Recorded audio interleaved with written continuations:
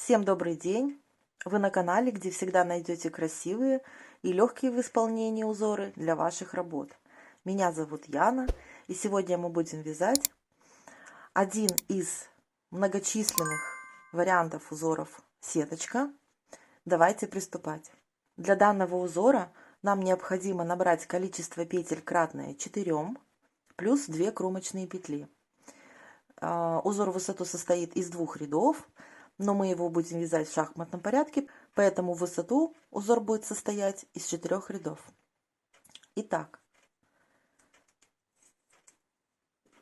для того, чтобы начать вязать этот узор, мы должны провязать установочный ряд. Установочный ряд состоит из изнаночных петель.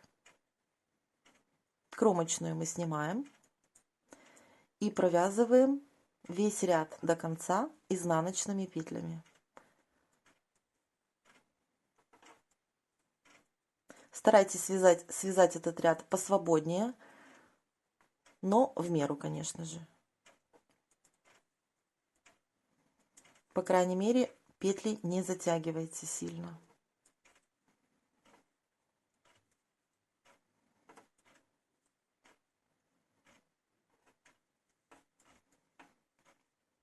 Первый ряд.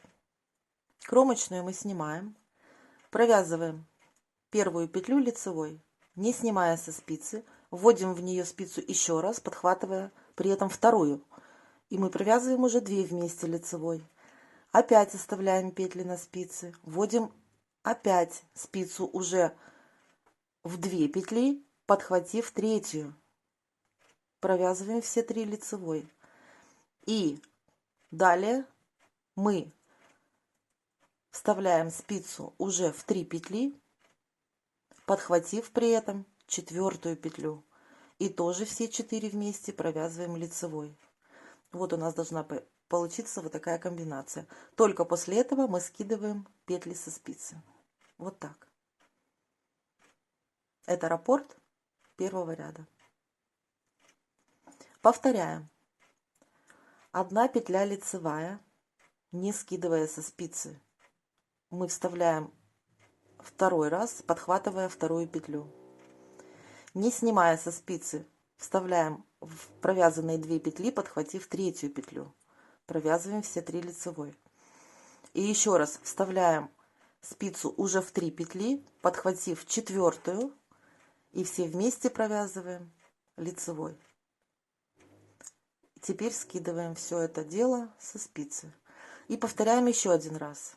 1 лицевая. Ее же провязываем, захватив 2-ю. Эти 2 провязываем снова, подхватив 3-ю. И эти же 3 петли провязываем еще раз, подхватив 4-ю петлю. Провязали. Скидываем со спицы, в конце изнаночная. Второй ряд, все петли изнаночные. Кромочную снимаем и провязываем каждую петлю изнаночной.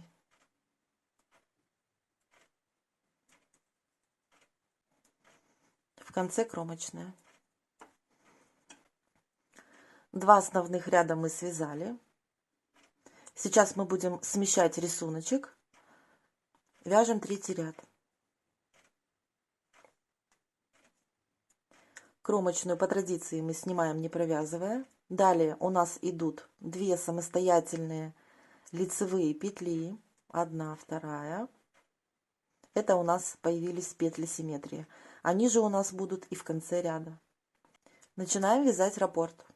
Первую петлю провязываем лицевой самостоятельно, не снимая со спицы, вставляем в нее и подхватываем 2-ю петлю, провязываем вместе. Теперь опять в эти 2 петли, подхватывая 3-ю, и в эти же 3 петли вставляем снова, подхватывая 4-ю петлю. Провязываем все вместе лицевой. Снимаем со спицы. Повторяем. Лицевая, 2 вместе лицевой, 3 вместе лицевой и 4 вместе лицевой, не снимая все это дело со спицы, мы провязываем вот такую комбинацию. Теперь снимаем со спицы. В конце у нас остается 2 петли симметрии. Мы провязываем каждую в отдельности лицевой и кромочная петля. 4-й ряд, все петли изнаночные.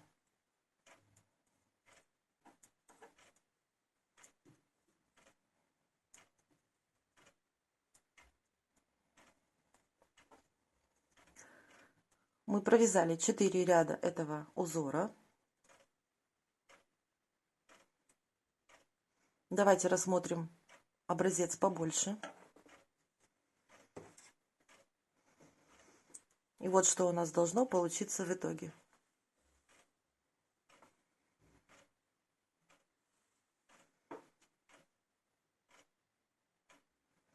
Дырочки в этой сеточке получаются в виде ромбиков. Вот так выглядит изнаночная сторона.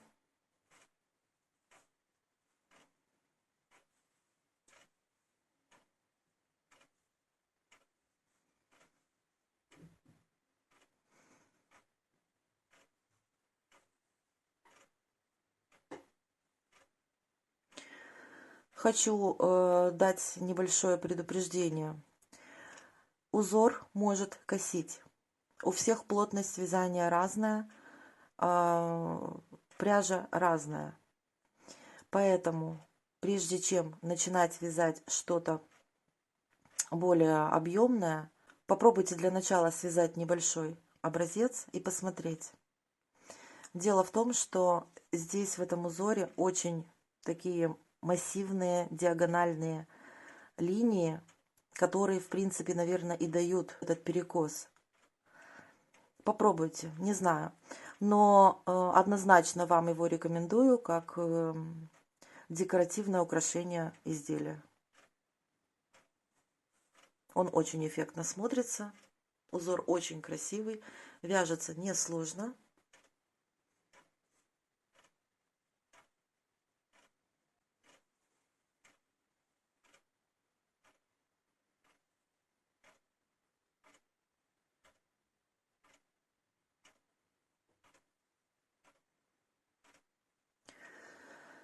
Если узор вам понравился, не забывайте ставить пальчики вверх, подписывайтесь на канал, делитесь этим видео со своими друзьями и не забывайте нажимать на колокольчик, чтобы он оповещал вас о выходе новых уроков.